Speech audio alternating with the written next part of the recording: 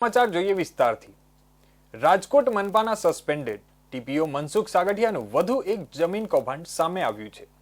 રાજકોટની સૌરાષ્ટ્ર યુનિવર્સિટીની જમીન બારોબાર વેચી નાખવાનું સાગઠિયાએ કારસ્તાન કર્યું।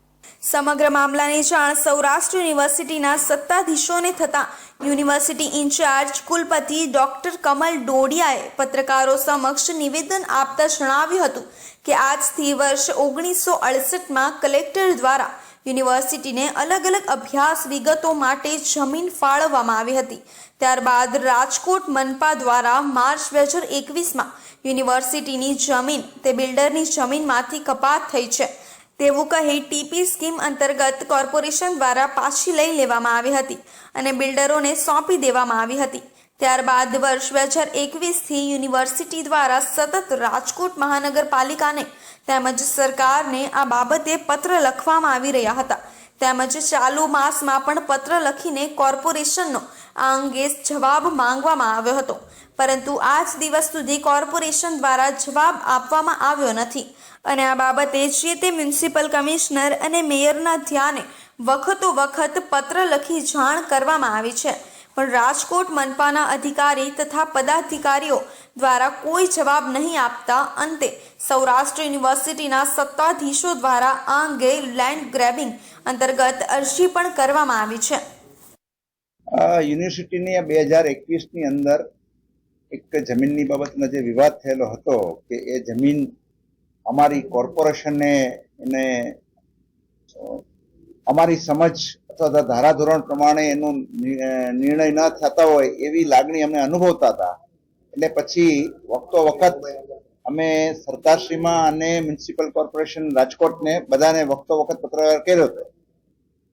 છેલ્લે પણ અમે આ માસમાં પણ જુલાઈ માસની અંદર પણ કમિશનરને આ બાબતની અંદર કોઈ એક તરફી કાર્યવાહી થઈ છે અને અમારી આ જમીન અમને એવું લાગે છે કે નિયમ પ્રમાણે એનું પાલન ન થયું છે અને અમારા કબજામાંથી જતી રહી છે, એટલે આ બાબતની અંદર અમે કમિશનર સાહેબને અમારી રજૂઆતો કરેલી છે।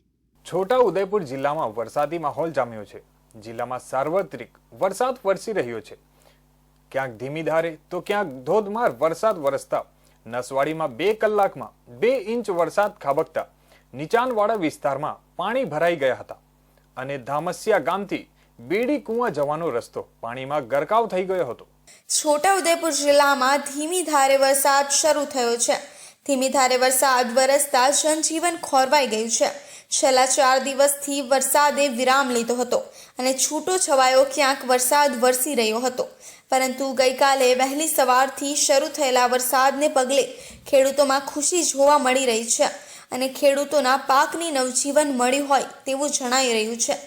સાથે સાથે પાવી, જેતપુર, સંખેડા અને બોડેલી, નસવાડી, કવાંટમાં ધીમી ધારે વરસાદ શરૂ થયો છે। છોટા ઉદેપુર જિલ્લાના નસવાડીમાં સૌથી વધારે વરસાદ નોંધાયો છે। નસવાડીમાં મુશળધાર વરસાદ વરસ્યો હતો। આ મુશળધાર વરસાદને પગલે નસવાડીના નીચાણવાળા વિસ્તારમાં પાણી ભરાઈ ગયા છે। નસવાડીની એસબી સોલંકી હાઈસ્કૂલના કમ્પાઉન્ડમાં ઘૂંટણસમા પાણી ભરાઈ ગયા છે, જેને લઈને શાળામાં અભ્યાસ કરતા બાળકોને ભારે હાલાકીનો સામનો કરવાનો વારો આવ્યો છે। તો બીજી બાજુ નસવાડી તાલુકાના ધામસિયા ગામથી બેડી કુવા જવાનો રસ્તો પાણીમાં ગરકાવ થઈ ગયો છે।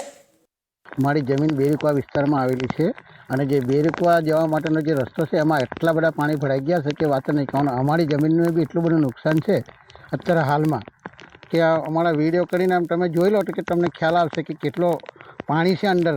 હવે એમાં કપાસનું વાવેતર કર્યું છે, બહુ ખરેખર બહુ નુકસાન છે અમારે। તો અમારે કોને કહેવું, કોને જવાબ આપો? આજે રસ્તો પાણીમાં ગરકાવ થયો છે, હવે પાણી આ રસ્તો બેરીકુવા જવા માટેનો કોઈ પાણીનો કોઈ એ જ નથી ક્યાં, મતલબ એટલું પાણી છે। તમે રસ્તા પર જોયું છે ને કે કેટલું પાણી છે ને કેવી રીતે માણસો ઉતરે છે, વાહન વ્યવહાર બધું બંધ છે અત્યારે હાલમાં। આ રસ્તો નર્મદા જિલ્લાના ગામોને જોડતો રસ્તો છે, જે રસ્તો 8 જેટલા ગામોને જોડે છે। આ રસ્તા પર પાણી ફરી વળતા ખેતરોમાં પણ જળબંબાકારના દ્રશ્યો જોવા મળી રહ્યા છે। રસ્તાઓ પર પાણી ફરી વળતા લોકોને ભારે હાલાકી ભોગવવી પડી રહી છે। દર વર્ષે વરસાદ આ સમય સર્જાય છે। આવી જ પરિસ્થિતિ નખત્રાણામાં ગત રાત્રેથી મેઘરાજાએ તોફાની બેટિંગ કરી રહ્યા છે. છેલ્લા 24 કલાકમાં નખત્રાણામાં 6 ઇંચ જેટલો વરસાદ વરસતા નખત્રાણા જળાશયમાં ફેરવાયું છે.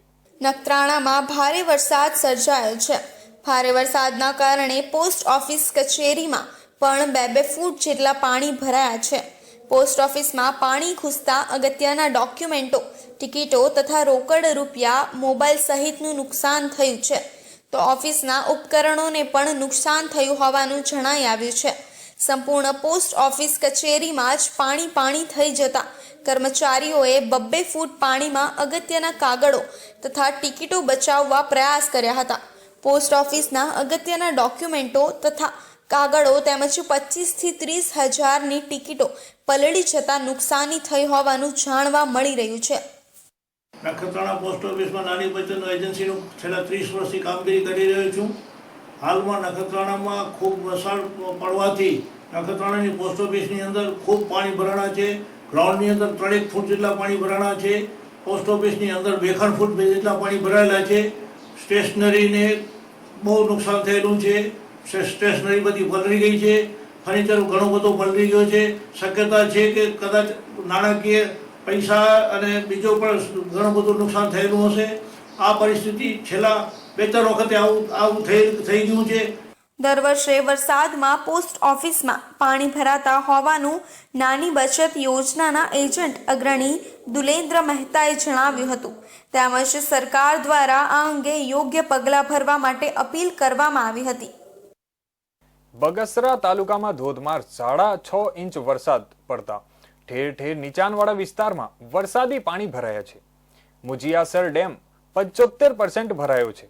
ભારે વરસાદથી અનેક રોડ રસ્તાઓ પર પાણી ફરી વળ્યા છે. વીજળી પણ ગુલ થઈ ગઈ હતી. તિરુપતિ નગરમાં વરસાદી પાણી ભરાતા સ્થાનિક લોકોએ મામલતદાર કચેરીને રજૂઆત કરી જિલ્લા કલેક્ટરે પ્રતિક્રિયા આપી છે. અમરેલી જિલ્લામાં હવામાન ખાતાની આગાહીને પગલે સમગ્ર તાલુકાઓમાં વરસાદ પડી રહ્યો છે. ત્યારે બગસરા શહેર અને ગ્રામ્ય વિસ્તારમાં ધોધમાર 6.5 ઇંચ વરસાદ પડ્યો હતો. બગસરા શહેરમાં ઠેર ઠેર નીચાણવાળા વિસ્તારમાં વરસાદી પાણી ઘરમાં ફરી વળ્યા છે. ભારે વરસાદથી શાળાઓમાં પણ રજા જાહેર કરવામાં આવી છે. ત્યારે તિરુપતિનગર વિસ્તારમાં રાત્રિ દરમિયાન વરસાદી પાણી ભરાઈ જતા લોકો મુશ્કેલીમાં મુકાયેલા છે.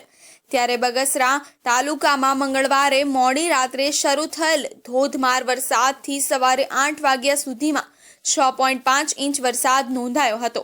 જેને પગલે બગસરા શહેરમાં નીચાણવાળા વિસ્તારમાં આવેલ દલિત વિસ્તાર, આસોપાલવ સોસાયટી, મેઘાણીનગર, જીનપરા સહિત ઘણી જગ્યાએ વરસાદી પાણી લોકોના ઘરમાં ઘૂસી જતા લોકો મુશ્કેલીમાં મુકાયેલા છે.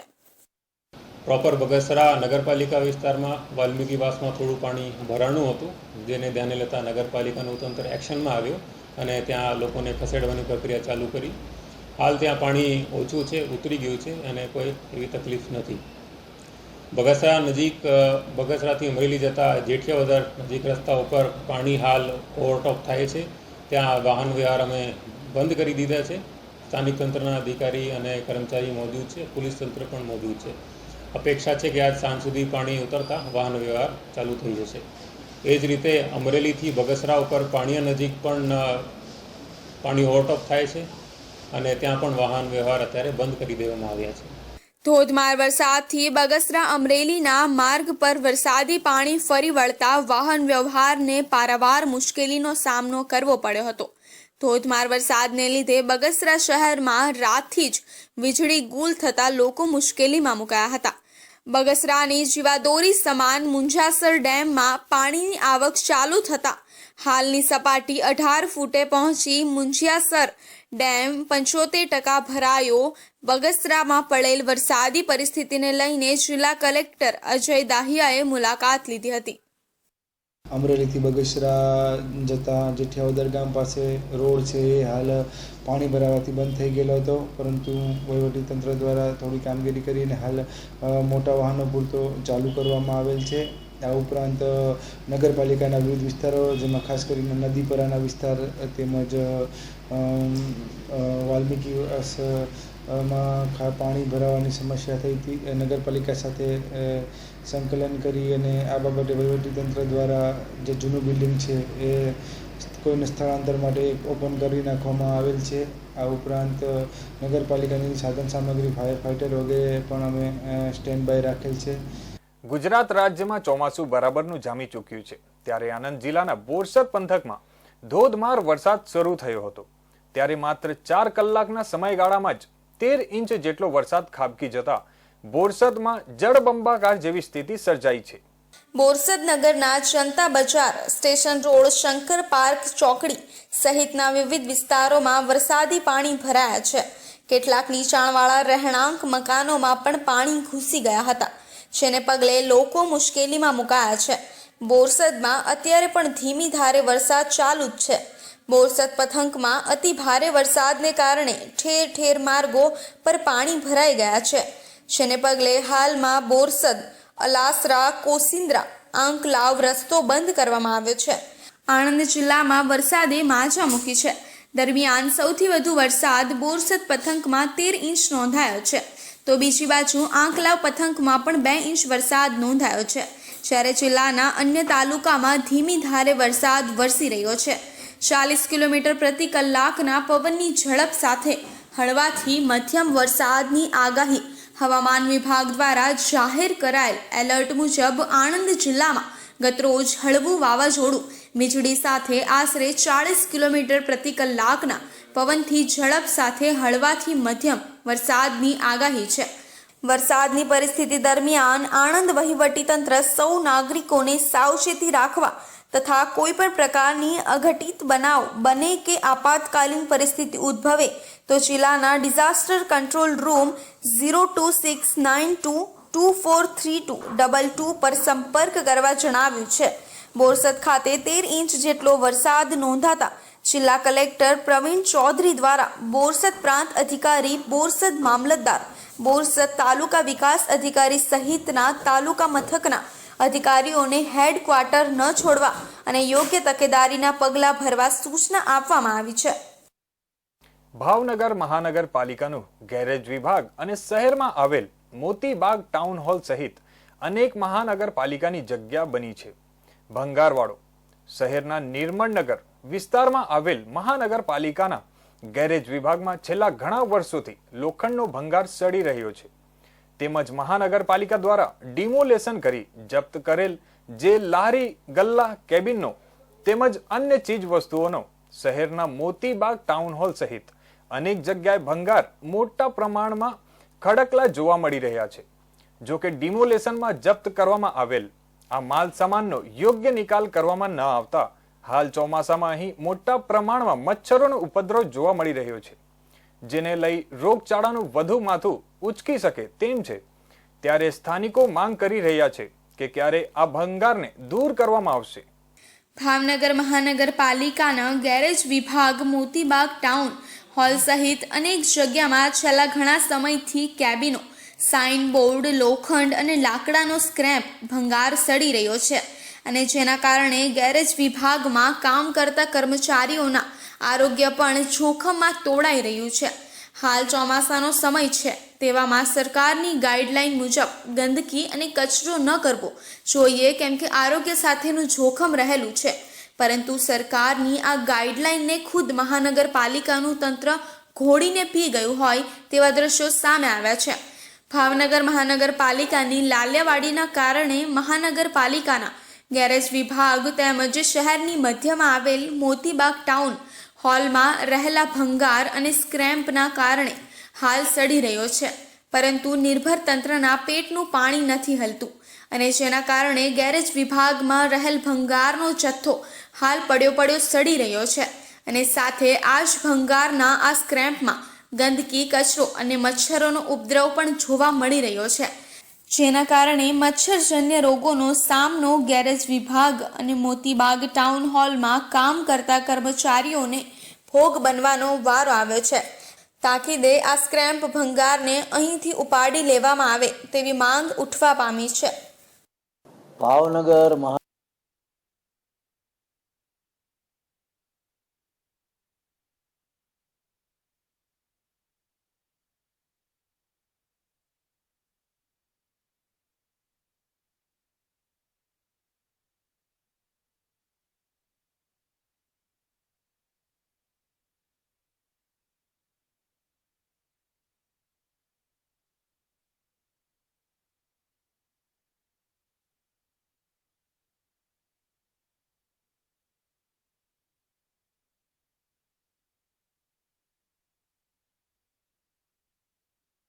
આમ તો ભાવનગર મહાનગરપાલિકાના તમામ વિભાગોમાં ગંદકી, કચરો અને હવે મહાનગરપાલિકાનો ભંગાર અને જૂનો સ્ક્રેપ આડેધડ મહાનગરપાલિકાના વિવિધ વિભાગોમાં સડતો નજરે જોવા મળે છે.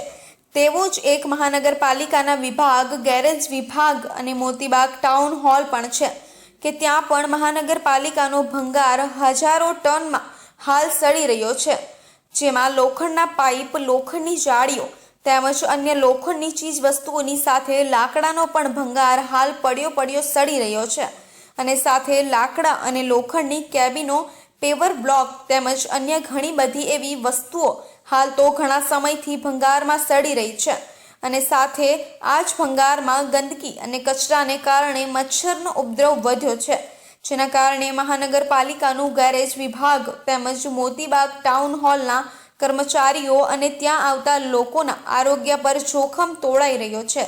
મહાનગરપાલિકાની ઘોર બેદરકારીના કારણે કર્મચારીઓ તાવ, શરદી, ઉધરસ અને વાયરલ રોગમાં સપડાઈ રહ્યા છે, પરંતુ તંત્રની આંખ ક્યારે ખુલશે એક પ્રશ્ન છે.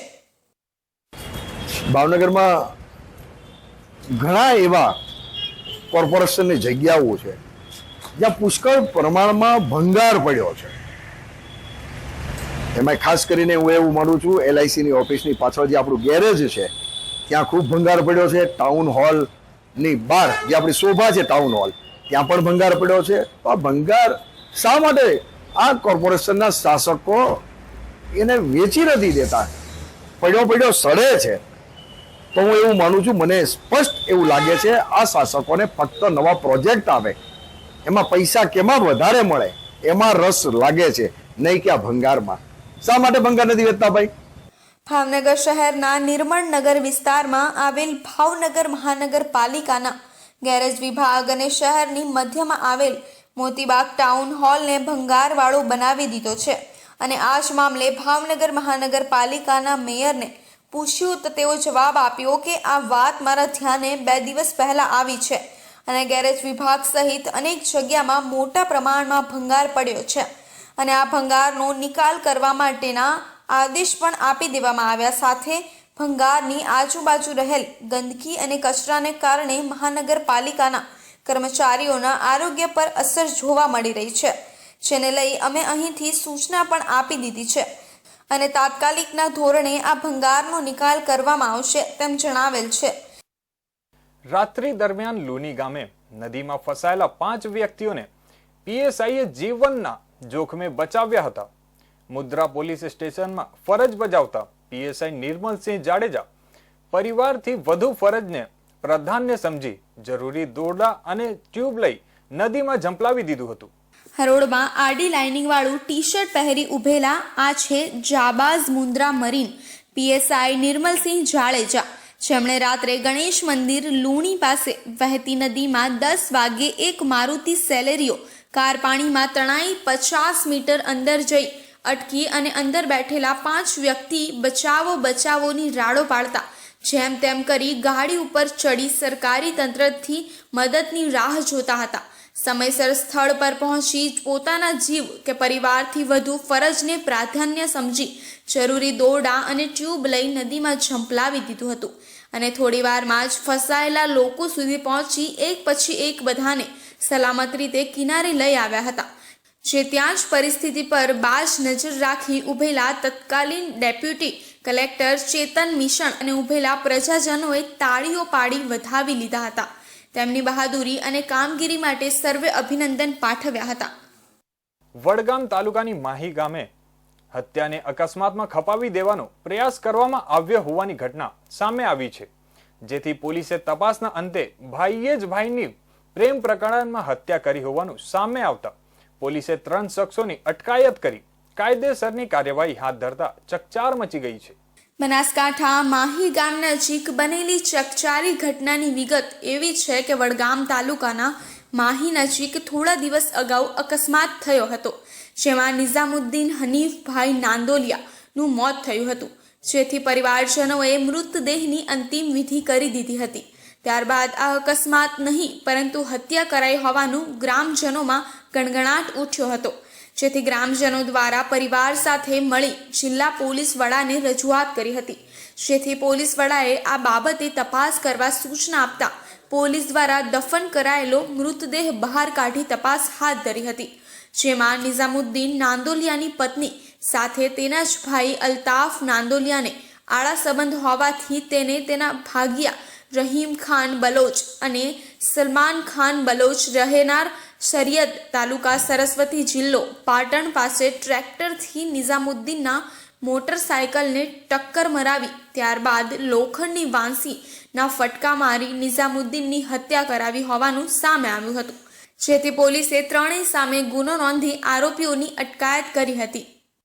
આ મર્ડરની બાબતમાં જો આપને જાણ કરવામાં આવે તો જે મરણ જનાર છે નિઝામુદ્દીન, તેમના જે સગા ભાઈ એટલે કે અલ્તાફભાઈ હનીફભાઈ નાંદોલિયા અને તેમના બે ભાગિયા એટલે કે સલમાન બલોચ અને રહીમ બલોચ દ્વારા આ હત્યા કરવામાં આવી હતી. હત્યાનું જે કારણ અને જે મોટિવ છે એ જે અલ્તાફ હનીફભાઈ નાંદોલિયા છે તે તેમના ભાભી સાથે અનૈતિક સંબંધો છે, જેની જાણ પરિવારને અને ઘણા બધા લોકોને થતા અવારનવાર ઝઘડાઓ થતા હોય, જેથી કરીને કાંટો કાઢી નાખવા માટે તેઓ દ્વારા આ હત્યાને અંજામ આપવામાં આવેલો હતો. આરોપીઓએ સમગ્ર ઘટના અંગે કબૂલાત કરતા પોલીસે કાયદેસરની કાર્યવાહી હાથ ધરવામાં આવતા સમગ્ર પંથકમાં ચકચાર મચી ગઈ છે. દેવભૂમિ દ્વારિકાના મુખ્ય મથક જામ ખંભાળિયાના રાજડા રોડ પર ગગવાની ફળિયામાં રહેતા અશોકભાઈ જેઠાભાઈ કંજારિયાનું 3 માળનું જર્જરિત મકાન વરસાદના કારણે એક પછી એક ધરાશાયી થતા એક જ પરિવારના 10 લોકો કાટમાળ નીચે દટાયા, જેમાં 3ના મોત થયા હતા. દેવભૂમિ દ્વારકા જિલ્લાના ખંભાળિયા શહેરના હાર્દસમા મેઇન બજાર વિસ્તારમાં આવેલા રાજડા રોડ સ્થિત એક જૂના અને જર્જરિત મકાનનો કેટલોક ભાગ જમીનદોસ્ત થઈ જતા આ મકાનમાં ફસાયેલા 7 જેટલા વ્યક્તિઓ પૈકી એક વૃદ્ધા તેમજ 2 બહેનોને બચાવવા માટે તંત્ર દ્વારા મોડી સાંજ સુધી રેસ્ક્યુ ઓપરેશન કરવામાં આવ્યું હતું. લાંબી જહેમત પછી પણ દાદી પૌત્રીઓના નિષ્પ્રાણ દેહ જ મળ્યા હતા. આશરે 125 વર્ષ જૂના આ મકાનના કાટમાળને દૂર કરવા તેમજ ફસાયેલાઓને બચાવવા માટે મોડી રાત્રિ સુધી રેસ્ક્યુ ઓપરેશન ચાલ્યું હતું. આ કરુણ બનાવે સમગ્ર પંથકમાં ભારે અરેરાટી પ્રસરાવી છે. ખંભાળિયા સહિત સમગ્ર વિસ્તારમાં ચકચારી બની ગયેલા આ બનાવની વિગત એવી છે કે ખંભાળિયાના ટ્રાફિકથી વ્યસ્ત એવા મેઇન બજાર નજીક રાજડા રોડ વિસ્તારમાં આવેલા એક મુંબઈ સ્થિત ભાટિયા સદગૃહસ્થના માલિકીના આશરે 125 વર્ષ જૂના મકાનમાં એક દલવાડી પરિવારના 11 જેટલા સભ્યો રહેતા હતા.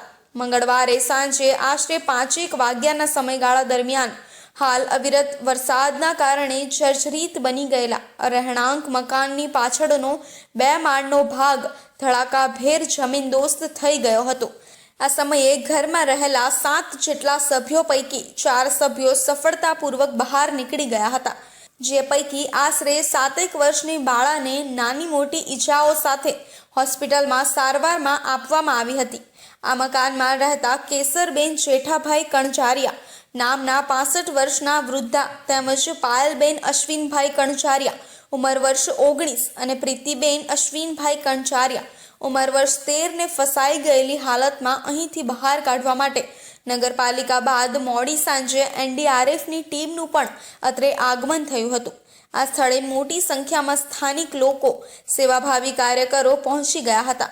NDRFની ટીમના જવાનોએ અવિરત રીતે જહેમત હાથ ધરી દિવાલ તેમજ નડતર રૂપ કાટમાળને ખસેડ્યો હતો, પરંતુ સૌપ્રથમ રાત્રે 10:30 વાગ્યે કેસરબેનનો, ત્યારબાદ આશરે 11:30 વાગ્યે પ્રીતિબેનનો અને આશરે 12:15 વાગ્યે પાયલબેનનો નિષ્પ્રાણ દેહ આ કાટમાળથી દબાઈ ગયેલી હાલતમાં મળી આવ્યો હતો, જે બાદ ત્રણેય મૃતદેહને સિવિલ હોસ્પિટલમાં ખસેડવામાં આવ્યા હતા.